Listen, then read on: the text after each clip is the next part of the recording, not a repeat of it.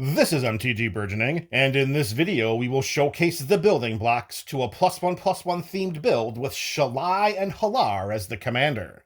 Although this presentation can act as a standalone video for crafting a +1/+1 themed EDH deck with Shalai and Hallar as the commander, be sure to also look in the description of this video for links to the primer video for this series, its playlist, as well as a list of the cards featured in this video. With the intro out of the way, let's start deck teching by introducing Shalai and Hallar. Here we have a 3/3 legendary angel elf with flying and vigilance for 1 in Naya colors. That's 1 red, 1 green, and 1 white mana. Whenever 1 or more +1/+1 counters are put on a creature we control, Shalai and Hallar deal that much damage to target opponent. So what we're doing here is we're going to roll out with a classic +1/+1 deck. However, we're going to twist that theme to serve the purpose of slinging oodles and oodles of direct damage at our opponents straight from Shalai and Hallar's triggered ability. That's how we're going to go with this, and as powerful as Shalai and Hallar are, they can't do it by themselves, folks. So the following cards, presented to you in alphabetical order, will help establish, enhance, and synergize a +1/+1 counter theme with the purpose of slinging direct damage. And the first card we're going to present here is a mono white human soldier in Abzan Falconer. This 2/3 for 2 and 1 white mana has the Outlast mechanic. Its Outlast cost is just 1 white mana, so we can pay a white mana and tap the Falconer to put a +1/+1 counter on it. But we can only utilize the Outlast mechanic as a sorcery. As slow as that is, it's just 1 white mana and tapping the Falconer each time during our turn. And when we do that, Shalai and Hallar will deal 1 point of damage to target opponent. As an additional bonus, each creature we control with a +1/+1 counter on it will have flying, giving flying to our entire squad of creatures, all of whom will be carrying around +1/+1 counters like nobody's business, will just help to tick our opponent's life totals precipitously down to 0 much more quickly. All right, next up, and this, if this card is out on our side of the battlefield along with Shalai and Hallar, the game should end soon after. And if for some reason Shalai and Hallar become indisposed and they're languishing in the command zone, most likely due to overtaxation, then this enchantment can step in and win us the game in the absence of our commander, and that is all will be won. For 3 and 2 red mana, this enchantment reads, whenever we put 1 or more counters on a permanent or player, all will be won deals that much damage to target opponent, creature an opponent controls, or planeswalker an opponent controls. For all intents and purposes of this type of build, all will be won is actually a much more powerful card than Shalai and Hallar. If we take the vacuum and floor of this build of being just putting +1/+1 counters on all of the creatures that we control as much as we can and as frequently as we can, as many as we can and as frequently as we can, well, all will be won allows us to deal that damage to any targets on our opponent's sides of the battlefield, creatures or planeswalkers, in addition to allowing us to go straight after their life totals. So although together they would be eminently powerful, all will be won is definitely a potential game-winning card that we're going to slide right up here next to Shalai and Hallar. Not so much that Shalai and Hallar have to worry about them being the equal, but just to let them know, make sure you do what you need to do when you're on our side of the battlefield, because your replacement is waiting in the wings. All right, going back to another Naya creature that should really help this type of build, that is Brightpalm Soul Awakener, a 4/3 legendary Fox Shaman for the exact same mana value as Shalai and Hallar. That's 1 and Naya colors. This Fox Shaman has backup 1, which means that when this creature enters the battlefield, we put a +1/+1 counter on target creature. If that's another creature, it gains the following ability until end of turn. So if Brightpalm comes in and we have no other creatures, then we can just put that +1/+1 counter on Brightpalm and it won't get that ability a second time. However, if we do control that secondary creature and we throw that +1/+1 counter on that creature, Well, then at least until the end of our turn, we have this ability twice. Whenever this creature attacks, we double the number of +1/+1 counters on target creature. That creature can't be blocked by creatures with power 2 or less this turn. So that is going to make sure that we nullify any potential chump blocking, because power 2 or less usually means a chumpy creature token. So if we already have a creature on our side of the battlefield and we can send that bad boy into combat, let's make sure that we put Bright Palm's +1/+1 counter on it so that we can double some counters, get some unblockability going on, and make sure that we keep Shalai and Hallar as happy could be. Speaking of putting +1/+1 counters on things, let's include a copy of Conclave Mentor, a 2/2 Centaur Cleric for Selesnya colors. If one or more +1/+1 counters will be put on a creature we control, that many +1/+1 counters are put onto that creature instead. So pretty much that means put 2 +1/+1 counters on a creature, Conclave Mentor says add 1. Put 4 +1/+1 counters on a creature, Conclave Mentor says 1 more. Bright Palm comes in and puts a +1/+1 counter on one of our creatures, Conclave Mentor says just 1 more. And lastly, that last little line of text, when Conclave Mentor dies, we gain life equal to its power. So if we put these +1/+1 counters on the Conclave Mentor and just wait for it to hit the graveyard from the battlefield, we could stand to gain a nice little chunk of peripheral life. All right, next up, so what we're doing here is we are making sure that we're spreading out our +1/+1 counters.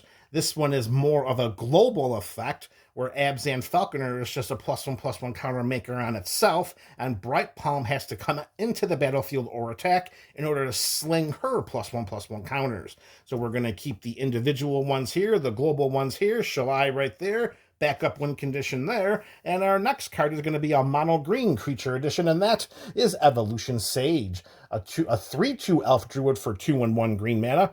It comes stamped with the landfall mechanic. Whenever a land enters the battlefield under our control, we proliferate. Now, to proliferate, we're going to choose any number of permanents, which is going to be us for sure, and or players, then give each another counter of each already there.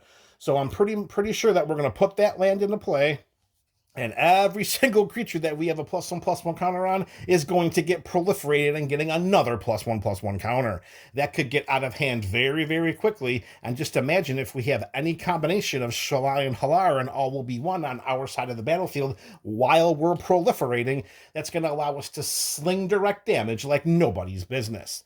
I will caution the viewing audience right now, this is not a dedicated landfall build. Although Evolution Sage does have the landfall mechanic, we did not sculpt this deck to take advantage of landfall abilities. This is not a dedicated landfall build, but we do still have to put lands into play, and when we do, if Evolution Sage is on our side of the battlefield, we're going to proliferate like nobody's business.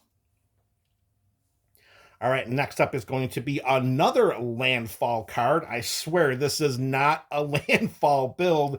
It's just that there are some cards that are going to fit this theme so very well. And as long as we can put a land in play, we're going to reap the benefits. This time we're going back to mono white. It's an enchantment. It is Felidar Retreat. For 3 and 1 white mana, whenever a land enters the battlefield under our control, we choose one of the following 2 modes. We either create a 2/2 cat beast creature token, or we put a +1/+1 counter on each creature we control, and those creatures gain vigilance until the end of turn. More often than not, we're going to be throwing around those +1/+1 counters, which is absolutely true if we have any of those cards or both on our side of the battlefield. The ability to create the creature tokens to potentially go wide and then eventually tall on our opponents is a nice option to have, but I do sense that more often than not, we're going to choose to put those +1/+1 counters on our creatures, sling that damage, and perhaps send those tall creatures into combat with vigilance. All right, next up, we're going back to another mono green creature, and this time it is Forgotten Ancient, a 0/3 elemental for 3 and 1 green mana. Whenever a player casts a spell, we may put a +1/+1 counter on Forgotten Ancient. Note that this does not have to be us, and note that it is not just our opponents that trigger Forgotten Ancient. Anytime any player casts a spell, we're putting a +1/+1 counter on Forgotten Ancient. And if we have a Conclave Mentor on our side of the battlefield, those counters are going to add up quick. Oh, but we're not done yet. There's still a nice block of text that we have to read from this elemental. And that reads, at the beginning of our upkeep, we may move any number of +1/+1 counters from Forgotten Ancient onto other creatures. Note, Shalai Hallar doesn't care how the +1/+1 counters get onto our creatures. Same thing with All Will Be One. So if they originally get put onto Forgotten Ancient, and then we move them from Forgotten Ancient onto our other creatures, guess what? They still see it as +1/+1 counters. Oh, and I'm kicking the camera. My mistake. Sorry about that. They're seeing +1/+1 counters getting put on creatures. They're going to sling combat damage, and we're going to sit back and watch our opponent's life totals get closer and closer to 0. All right, next up, this is another Selesnya edition, and it is Good Fortune Unicorn, a 2/2 unicorn for 1 in Selesnya colors. Whenever another creature enters the battlefield under our control, we put a +1/+1 counter on that creature. This is not necessarily a burst +1/+1 counter delivery system, but still, it doesn't say non-token creature either. So if we have some ways to generate some burst creature token creating spells or abilities, we get them onto the battlefield. Each one of them that come into play, they're going to get a +1/+1 counter, because Good Fortune Unicorn just says whenever another creature. It does not denote non-token. All right, next up, it's going to be our first Gruul addition to this Shalai Hallar build, and they are Helena and Elena Partners. 2/3 legendary human ranger with first strike and reach for 2 in Gruul colors. At the beginning of combat on our turn, we put X +1/+1 counters on another target creature we control, where X is Helena and Elena's power. That creature gains haste until end of turn. So this is a fantastic way for any of our creatures that are going to come into play on our side of the battlefield the same turn to get a little bit more threatening and then attack right away, especially before our opponents decide to try to spot remove them from the battlefield. And since that's just going to target one creature at a time, we're going to just slap that bad boy right onto, I'm going to slap those girls right onto the one target creature. Because with the Good Fortune Unicorn, that's more of a blanket ability similar to Conclave Mentor, where Helena and Elena, similar to Bright Palm and similar to Abzan, they're just doing it one creature at a time.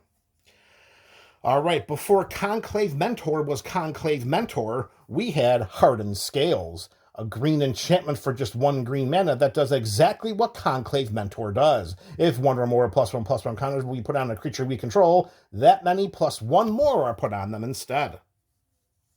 Redundancy is going to be our friend when we're building +1/+1 counters onto our creatures, I should say, because we want to make sure we do it more than just with one creature. The more counters that go on our creatures, the more direct damage we're slinging with our commander and or with All Will Be One.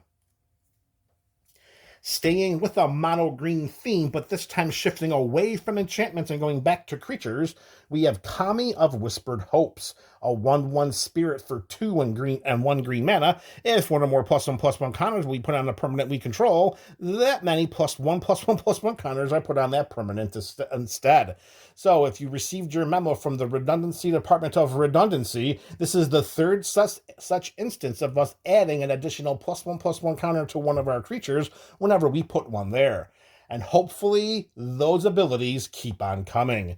Lastly, we can tap Kami of Whispered Hopes to add X mana of any one color, where X is Kami of Whispered Hope's power. So if we're slinging around some +1/+1 counters, let's make sure we put some onto Kami, because the bigger this creature's power is, the more mana of one color we can generate when we turn it sideways and tap it for mana, which can definitely be useful to help casting Shalai and Hallar out of the command zone, particularly from a commander tax aspect, because I'm going to be honest with you, once Shalai and Hallar hit the field, they're going to be a lightning rod for attention, and Kami of Whispered Hopes, with a big enough power, can help bail them out of the command zone time and time again. All right, so we have a very good pair of win conditions here in Shalai and Hallar, and all will be one. Well, why don't we add another to the list, and this time putting it into our Naya colors once more, in this enchantment, which is called Mael's Aria. At the beginning of our upkeep, we put a +1/+1 counter on each creature we control if we control a creature with power 5 or greater. Then we gain 10 life if we control a creature with power 10 or greater. Then we win the game if we control a creature with power 20 or greater. Now, I understand that keeping one creature with a power of 20 or greater on our side of the battlefield as it consistently grows, knowing that Mael's Aria has to be on our side of the battlefield, then we have to get to our upkeep in order for that to happen. We understand that that could be a task that's as difficult as finding winter roses. However, we haven't exactly finished with this crafted build yet, and it may be a little easier than it appears if we start going through the rest of the cards that are in this video. But for now, we could potentially win the game if we have a creature with power 20 or greater, and we definitely have the cards so far to make sure that that happens. It might be a long shot, but still, you're telling us there's a chance.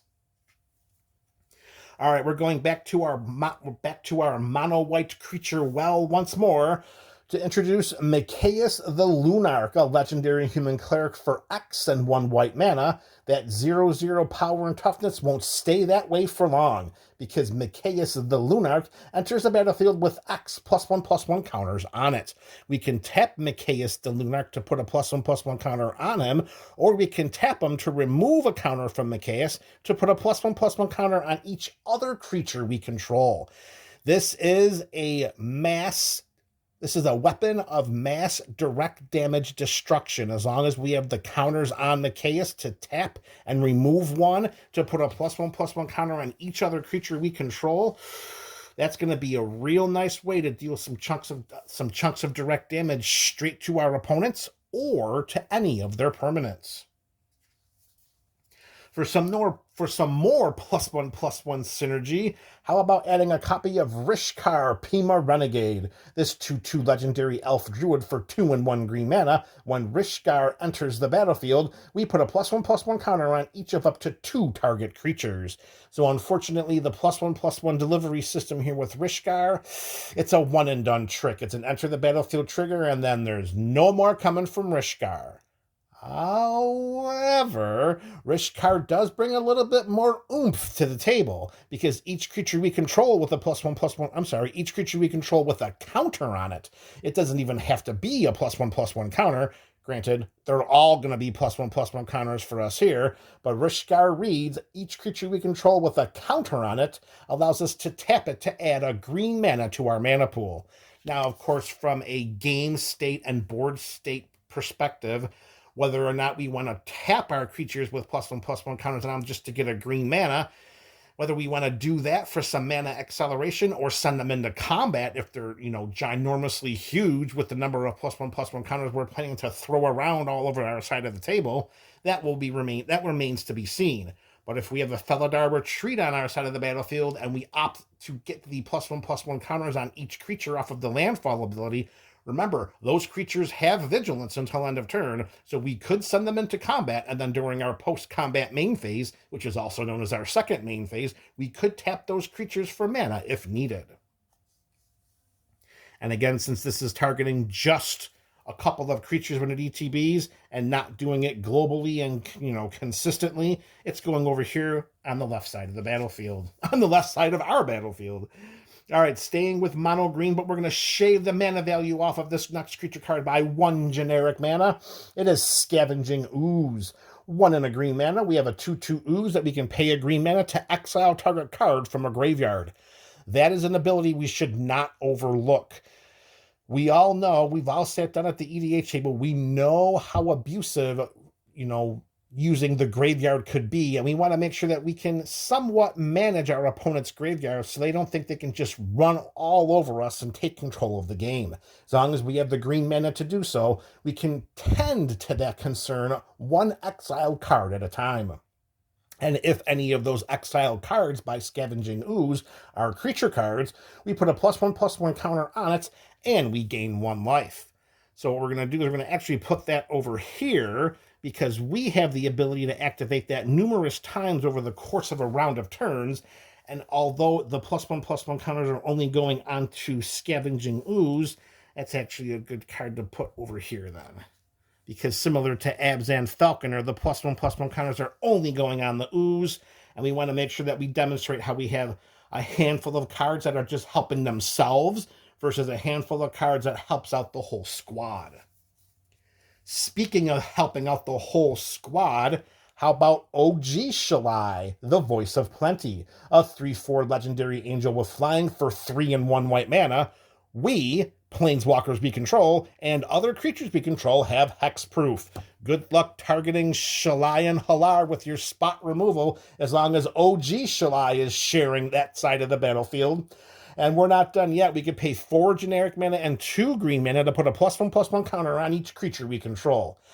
I understand that that activated ability is a bit pricey for just putting a +1/+1 counter on each creature we control.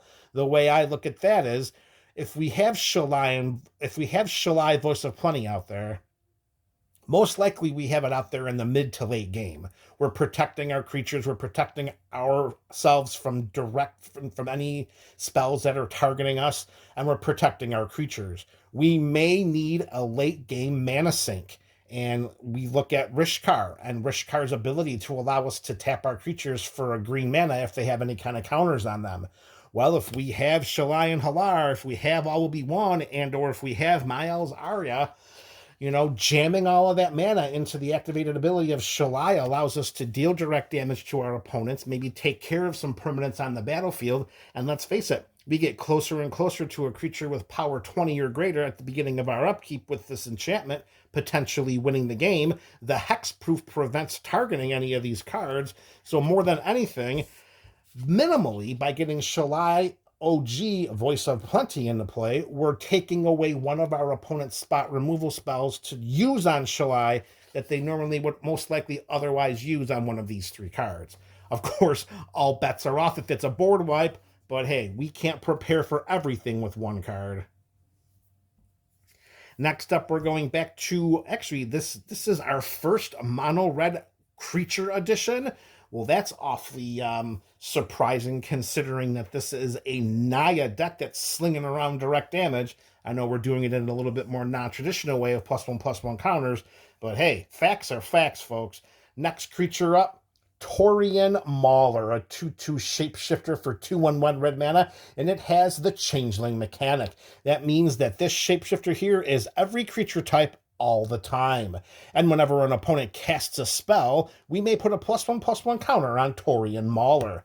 Just imagine if we have a Taurian Mauler on our side of the battlefield, and maybe a couple of our extra +1/+1 counter granting cards like Conclave Mentor or Hardened Scales or Kami of Whispered Hopes.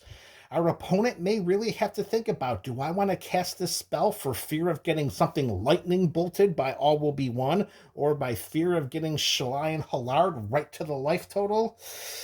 Problems for our opponents, wonderful benefits for us. All right, we're down to our last couple cards here, and the next card is our first and only colorless addition to this deck, and that is Walking Ballista. It's an artifact construct creature for 0/0 for XX. Now, when you see a mana value with double X, just remember you have to pay the exact same value for X within each instance of X. So Walking Ballista is going to enter the battlefield with X +1/+1 counters on it. So if we want the Ballista here to come into play with 3 +1/+1 counters, we have to jam 3 mana into the first instance of X, and then 3 mana into the second instance of X2. So that means we have to pay a total of 6 mana for this to come into play with just 3 +1/+1 counters. We can pay 4 generic mana once it's in play to put a +1/+1 counter onto Walking Ballista. Considering we had to pay 4 and 2 green for Shalai to put a +1/+1 counter on each creature we control, that 4 mana for Walking Ballista seems a little bit out of whack now, doesn't it? Lastly, and something that we could use to finish off our opponents, hopefully and most likely, we can remove a +1/+1 counter from Walking Ballista to have it deal 1 damage to any target. It says target creature or player, but I have to think that that got further eroded to be planeswalkers too. I can double check that. You can let me know in the comments section, but I'm pretty sure Walking Ballista is 1 damage to any target. So with that in mind, note that we don't have to pay any mana to do that. We don't have to tap Walking Ballista to do that either. We just remove a +1/+1 counter and deal 1 damage to, I think, any target. Even if we can't deal 1 damage to any planeswalkers, we're still doing it to any opponents or any creatures. All right, MTGBC, the last creature of this video, and I guarantee you this one is going to be a very, very fun one. I don't know how many are going to be familiar with this creature all the way back from the days of OG Mirrodin. Well, let's get right to it. It's a mono red edition to close out this video, and it is War Elemental. A 1/1 elemental for triple red mana. When War Elemental comes into play, we sacrifice it unless an opponent was dealt damage this turn. So before we even get War Elemental into play, we have to make sure that we either damaged an opponent with some combat damage or at least minimally slung 1 point of direct damage in there just so that we don't have to sacrifice War Elemental when it comes into play.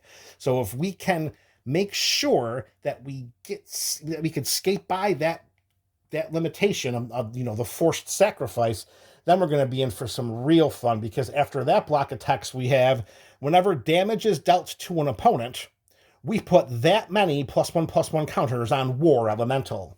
Couple of things here to point out. This says whenever damage is dealt. So that means it could be direct damage. That means it could be combat damage. Also note, loss of life would not count. So if there is a spell out there that says such and such opponent loses 3 life, that will not trigger War Elemental. Damage causes loss of life, but loss of life is not damage. Okay, so we got that. So whenever damage is dealt, so direct damage or combat damage, whenever damage is dealt to an opponent, note that this says we don't have to be the ones to do the damage. Note that opponent 1 could damage opponent 2, and then War Elemental gets those many +1/+1 counters slapped right on to the body of this 1/1 seemingly fragile elemental. And if we have Shalai and Hallar in play, and or All Will Be One, and or Mael's Aria, it's just going to be so many good times for us and so many bad times for our opponents. Yes, there potentially is the problem of getting War Elemental into play, and then suddenly our game of Jumpstart Commander or game of Commander becomes a game of Archenemy. If that's the case, well, we have plenty of cards to deal our own damage, either through combat or through direct damage, that we can make sure that War Elemental gets as big as we can possibly make it, and maybe our opponents will help us in that cause. All right, there you have it, MTGBC. I guess we could put these other win conditions right underneath Shalai and Hallar now. Yeah, that looks a lot better. So much nicer on the eye, so much more symmetrical. Who doesn't like to have a slightly off-kilter Y-wing on their board? Anybody? Come on, let's do it.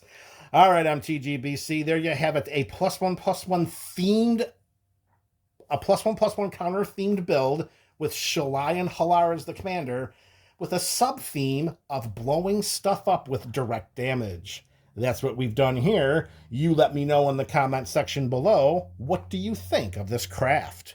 This is MTG Burgeoning, a channel for all things Magic.